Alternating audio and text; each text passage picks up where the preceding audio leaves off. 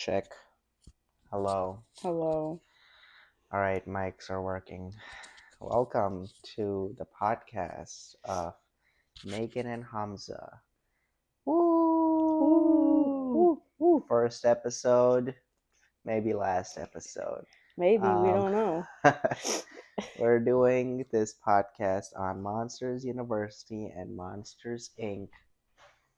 Um, we will be talking about the friendship between Mike Wazowski and James P. Sullivan, or Sully for short. We'll begin with Monsters University because chronologically it goes from University to Inc. And we'll explain the relationship and how their friendship develops then. So, and we're using Russ Bolt's investment model of commitment to explain their friendship. Mm-hmm. But So we're using Rusbolt's model because it is adequate to describe a friendship. It talks about their satisfaction level, which is true in any relationship, in terms of how they use trust and knowledge and interdependency to support each other. The quality of alternatives is important because it shows whether they can consider other relationships over their own, and this is true in any friendship with friend groups. You might consider different friends, you might reevaluate your friendships. Um, and then there's investment size. Yeah. Investment size is just like how much time you are putting into it and how much, well, as it says, like how much investment you have put towards the relationship. Yeah, like what kind of situations you've gone through Mm-hmm. together. Yeah. So, And all three of those add up: satisfaction level, quality of alternatives, and investment size. They all go towards the commitment level, which is just basically stating how committed you are to stay in the relationship, and that leads to the stay. Should you stay or should you leave the relationship? Is it worth staying in? yeah, and this applies to any friendship or even intimate relationships, but especially in this case, in Mike's and Sully's friendship, it does apply.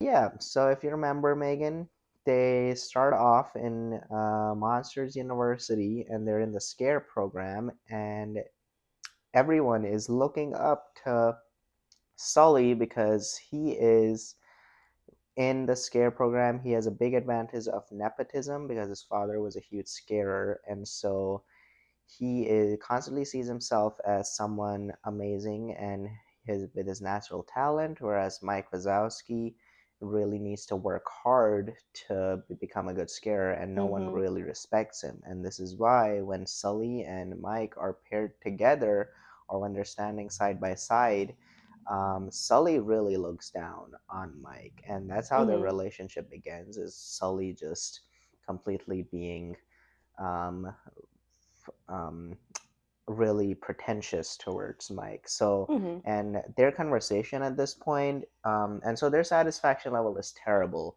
And that's because with their conversation, it's very male oriented in terms of Sully just constantly talking about status and how he's better. Mm-hmm. He engages in verbal sparring a lot with Mike. Both of them argue about who could become the better scarer because Mike really thinks that his knowledge could help him, whereas Mm-hmm. Sully just doesn't see him as competition at all. And so he basically roasts Mike constantly in public, and people laugh Mm-hmm. at him. And therefore, their conflict is an opportunity to demonstrate expertise. And so this is a really hostile communication style in the beginning, a lot of criticism and insults.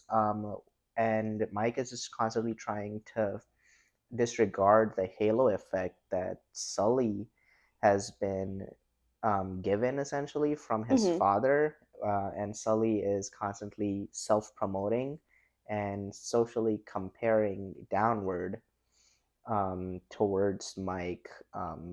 So he does not care about Mike. He's constantly talking down to Mike. Mm-hmm. And so there's a lot of belligerence from Sully towards Mike. Yeah. Yeah, I agree. So Yeah, and they have this active exclusion with each other. Sully is constantly shaming Mike for just his inability to scare as well as him. Mm-hmm. But that's where, again, like you said, like that's where Mike comes in. He has the knowledge and everything about it, Yeah. and that's where Sully falls short. Mm-hmm. It's ostracized. Yeah. So obviously, like, it's really exciting. It's your freshman year of college. The world's looking up, right? Yeah. And who doesn't want to join Greek life? Oh, FSL. FSL. Woo! Let's go. And so the big fraternity on campus is Roar Omega Roar. And who doesn't want to be in that? That's for the best of the best scares. Uh-huh. And Roar is actually eyeballing Sully pretty good. And he's this big hairy guy. Who doesn't want him on their team? Mm-hmm. Like, and Sully, that's his goal. He's like, yeah, I'm gonna be in there. Mm-hmm. That's where I'm gonna end up. I'm gonna Throughout be the in movie. Roar. Yeah. And that's their goal. So they have a pretty high quality of alternatives at this point. Mm-hmm. Mike and Sully do not care about each other, and Sully mainly just wants to be in Roar. Um, and at the same time, Mike was sort of relying on Randall, who was his roommate in the beginning, Mm-hmm. but then he also joined Roar. So when it came to Mike and Sully, they didn't really have any relationship satisfaction, and they had a huge level of quality of alternatives at that point. Mm-hmm. And so their investment size was super low at that point because they had neither done anything for each other and nor um, supported each other or spent somewhat too much time with each other. Mm-hmm. So commitment level ultimately was really low in the beginning of the movie, and they would easily would not have stayed with each other if they didn't Yeah, really have to. they're just like acquaintances, Yeah, just random student in the lecture hall. yeah. So we get moving on from that. Once we get toward the middle of the movie, so essentially Mike and Sully were kind of kicked out of the scare program, right? Mm, And yep. they got kicked out, so their satisfaction level was just pure hatred. It was Worst. terrible. It was just worse because they didn't like each other to begin with, and then they both got kicked out of the scaring program because of each other. And Wait, they're why did they get kicked out again? because they were like trying to have a little scare off. Remember? And Mike's like, "Rawr," and Sully's like, "Rawr," and just um, and then they knocked over. Oh, they knocked over the teacher's Who's yeah? urn. Was it Hard Scrabble? Is that her name? I don't remember. Dean Hard Scrabble, this Yeah, scary dragon lady looking thing. yeah. She's like, "Oh no, my work." They knocked over her prized possession and they got Yeah. kicked out. So they hated each other even more at that point. Mhm. And so they ended up joining this fraternity that was considered the worst fraternity ever, and it was called Uzma Kappa. Um, and they had to, and in order to get back into the scaring program, they had to win the scaring competition Yeah, through the Uzma scare Kappa. games. And so their relationship in this starts changing, but it initially gets really worse because they have different approaches to winning the competition. And there's again a lot of the same sort of conversations that they've had about status and expertise, Mhm. a lot of belligerence, and excluding each other. Sully just does not want to be there while Mike is trying really hard to win no matter what. But there is a little bit of mere exposure effect going on here because Mhm. they're spending so much time with each other and they're finally starting to understand each other to some extent that you kind of need that for their relationship to Mhm. form, even though they're not necessarily liking each other. Yeah, and there's that incentive to stay. Like they know that they both need each other to Yeah, get what they both want, even if it's not the most pleasurable exactly. relationship that they've ever had. You kind of have to like each other at that point. Yeah, You I mean, have to you don't try. have to, You but gotta you live gotta with. deal with You gotta live with each it. other. I mean, they end up being like bunkmates, right? I don't. Yeah. Yeah, Um. real close. Yeah. So their quality of alternatives is really high at this point still because Sully just wants to get out of there, and Mike doesn't want to be in Roar either or with Sully. So they're constantly looking for other things to get into.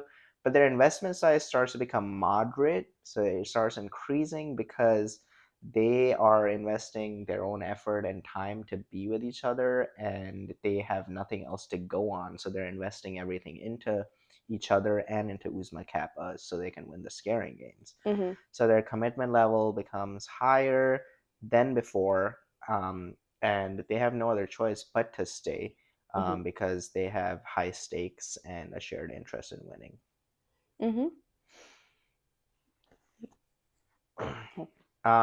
So after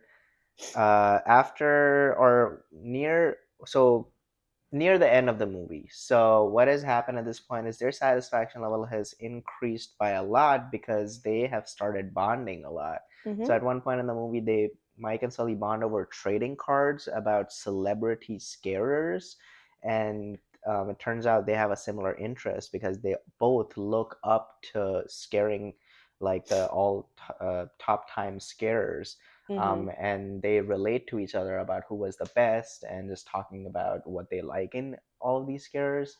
Mhm. So that was one of the main points of the movie, is where they showed this friendship starting to develop, and this is a form of self-disclosure, Mhm. which is pretty important. Um, and then Mike starts teaching Sully how to be a scarer because Sully did not have the knowledge initially. Mhm.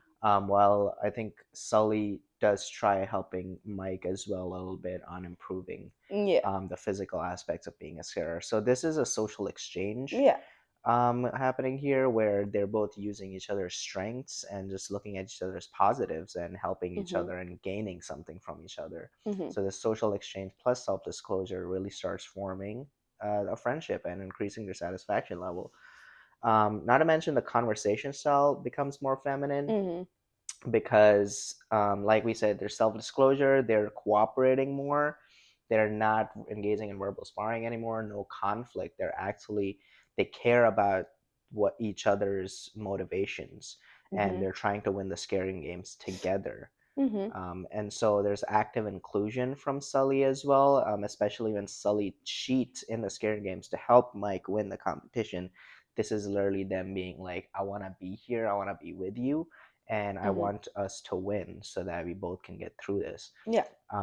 And their conflict style becomes validating as well because they're coming up with solutions. They're both working together and not arguing anymore or throwing insults. They're actively trying to listen to each other and validating each other's opinions. Mhm. And with that, their quality of alternatives is lower. So Sully ended up obviously with his time and effort being in Uzma Kappa, he's caring less about Roar, Omega Roar, and his main goal, like with everybody else involved, also was just getting back into the scare program and Mm-hmm. becoming a scarer, just like his dad. Their investment size was it's still moderate, um, same as before, but except like again, like they're still growing that connection, still becoming friends. Like they just met each other, Mm-hmm. kind of Yeah. working out the kinks in it, Mm-hmm. Mm-hmm. um, and just spending more time together and bonding. And their entire team is like seeing this improvement also. Mm-hmm. And along with that, their commitment level is also moderate because they're getting closer. That mere exposure effect, Mm-hmm. um, being around each other, learning each other's like styles and just how they function with each other and how they Yeah. mesh. They're adapting to it, and it's becoming a much healthier relationship than it was before. Yeah. Hmm. Yay. And so when the movie ends, you see that they have actually gotten kicked from the program, but they are now working together and living together and working in the mailroom of Monsters University. Hmm. And at this point, they have very high investment with each other. They've gone through a lot and high satisfaction, and high commitment because they don't even have quality alternatives anymore. Hmm. So they just have each other to stick with, and they see each other as positives. And so when Monsters Inc. begins, you see this relationship having developed through several years where they are now finally scarers. So they've attained their dream job together. Hmm. From They came from the bottom to the top. Hmm. Sorry, from the bottom, now we here. Um, so their satisfaction level is really high because they're living together, they're going to work together, and they're partners in scaring. Mike isn't really scaring; he's helping Sully how to Hmm. scare. They still have that. It's that same kind of relationship that they had built in college. Like they still know that they need each other to be successful, like yin and Yeah. yang. And So they have a balanced they do. relationship Yes. in which they both need each other and utilize and appreciate each other's strengths. Um, Quality of alternatives is none at this point because they depend on each other, and they live with each other and work with each other. Um, and their investment size is also high. So this pretty much shows that they have a really strong friendship at this point and how Yeah. it's changed. Um, because they have the same career, they're roommates, so they just have a really high commitment level, even till the point when Boo, who is the child in the movie, that when she starts causing disruptions in the relationship, that their friendship level, their commitment level is so high that it doesn't really break them apart or anything. And that's what happens in the middle of the movie. Yeah. So once Boo gets introduced into the monster world and everybody's freaking out because children are just toxic little things that run around. Radioactive. Radioactive. Code 2319 being called. You know how it goes. Their satisfaction level drops just a little bit to moderate from high. Yeah. Mike is trying his best to get Boo out of there and just get her out of the monster world and everything can go back to normal because the world is just falling apart right now. Everything, city shut down, like their job is at stake. Radioactive dome, not the radioactive dome thing, but the dome that nobody can escape from. And their jobs are at stake because which they've worked at together for their entire life. But Sully cares too much about Boo, and so this becomes inevitably a conflict between each other. So Sully does not communicate well at all because he is confused himself about what he's feeling for the child. Like he cares, but he's also so conflicted. It's like so much cognitive dissonance.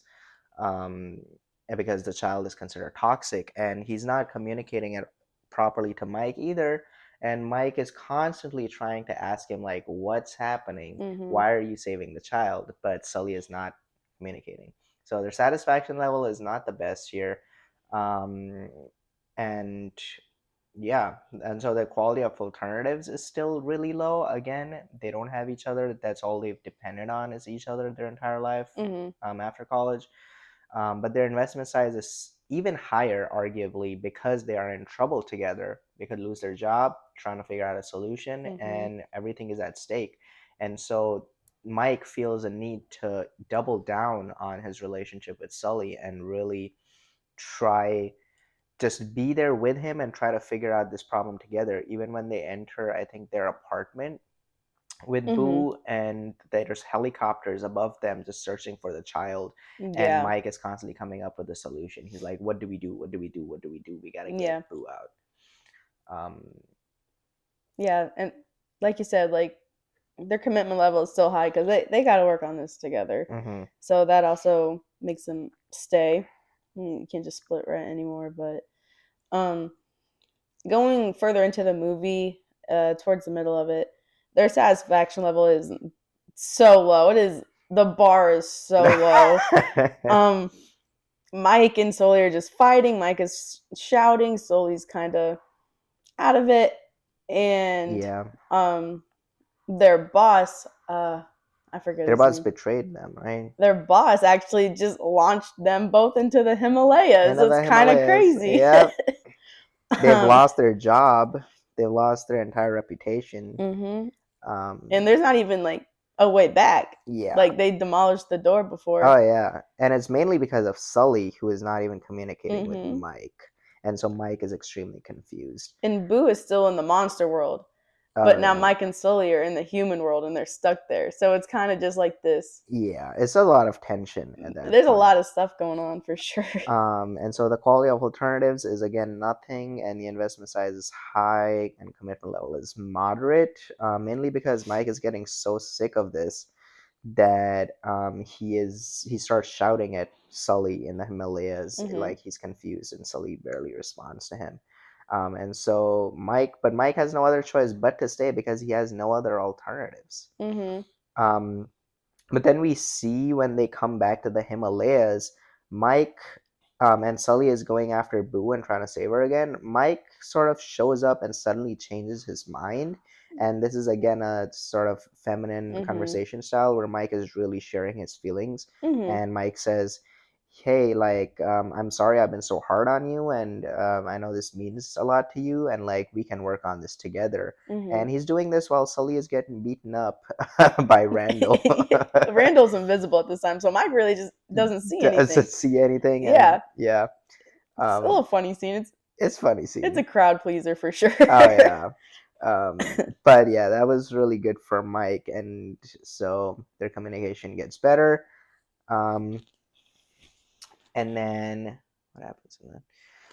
But at the ending of the movie, they managed to send Boo back together, so they solved this whole thing together. They did not grow apart, and their satisfaction level increases to even higher than it originally was because they've managed to change the entire structure of the scaring. It's no longer Yeah, scaring; it's making the children laugh. yeah, And so, and which Mike can now do. Like originally, Mike was never able to scare yeah. anyone. He Now was, he's a performer. He's yeah, out there doing. He's in the line of duty. yeah. So he goes to children's bedrooms and he does a stand-up Yeah, he comedy. swallows microphones, and kids love Swallows it. microphones. Yeah. So, and that only happened because of Sully. Where do you think the Um, microphone goes? I think we'd have to look at an anatomy of Mike to Yeah, figure out where the mic goes. yeah. I actually have a source down here. Mike Yeah. Wazowski I theorem. don't It's think kind of anyone wants to crazy. see that right now, You're but so right. It's um, kind of graphic. yeah, there's intestines involved. But so Monsters Inc. Everyone is happy, and Mike and Sully are happy again and being friends again. And this ordeal improved their relationship because they went through this conflict, and conflict is good as long as it is solved happily. Um, and and what happens at the very end is that Boo's door, the child's door, initially got shredded out of out of spite by one of their rivals. But Mike actually fixes the door for Sully, which Mhm. again reflects just how good their relationship was. Yeah, he knew it would Um, mean a lot, and Sully just like you never see the door, but you can just see Sully's face, and you just know, and it's this beautiful moment. yeah, Um, yeah. yeah, it's great. So they have so quality alternatives, low investment size is extremely high because they've spent so much time and went through this. And so their Mhm. commitment level is again really high. And this is Mhm. how their healthy relationship sort of gets a happy ending. Mhm. And yeah, so this is the transformation of their relationship over time from being nothing to being something amazing. Mhm. And it kind of goes to show how self-disclosure and really decent communication and understanding each other and using each other's positives to find a connection between each other can really Mhm. change um, the three factors of Rusbolt's model. Overall, I think this relationship was a pretty decent depiction of intimacy, of friendships, because they had very raw moments with each other where they self-disclosed, where they talked about their own weaknesses, where they really, and this occurred when they were in such a problem that they couldn't get out of it. For example, Sully telling Mike near the end of Monsters University that, hey, like I'm actually not like I don't what did he say? He said that I'm not. I already know I'm not that good of a scarer, but I just Mhm. keep trying because everyone has such a good image of me, and I just try to use that. But really, I don't think I'm the best. And so they have these raw moments, and they're not exaggerated or dramatized. They're based on true um, or they're based on very real problems that people can go through, and the way that they support each other is also real. It's Mike being like, hey, I'll support you and I'll use my knowledge to help you out. um, Apart from that, if you were to speak briefly with the individual members of the relationship, what advice would you give them, Megan? I would just say that you can't judge the situation based on nothing, like without the any background information or any context around it, because both Mike and Sully were struggling in some key aspect of their life, and both of them chose to ignore it and just saw the front Yeah, that they were both putting out. yeah, that's true. yeah, like Mike was not willing to really accept that he was at least physically built to be a scarer, and Sully uh, wasn't admitting that he would didn't have knowledge or didn't want to try hard, Mm-hmm. and both of them didn't really empathize with each other until a while later. I would advise Sully, especially in the second movie, to communicate better because he was just not talking to Mike about his feelings and like really coming to terms or speaking to him like on the same level about what he felt like Mm-hmm. about Boo, and it was only Mike who was constantly trying to communicate, but I feel like Sully Mike's wasn't. communication styles could have definitely been better too. He's just like this little True. anger ball. I mean, Yeah. All right. Thank you for listening. We'll be back with another podcast soon. mm-hmm. This was the Megan and Hamza podcast. Whoop, whoop. Yeah.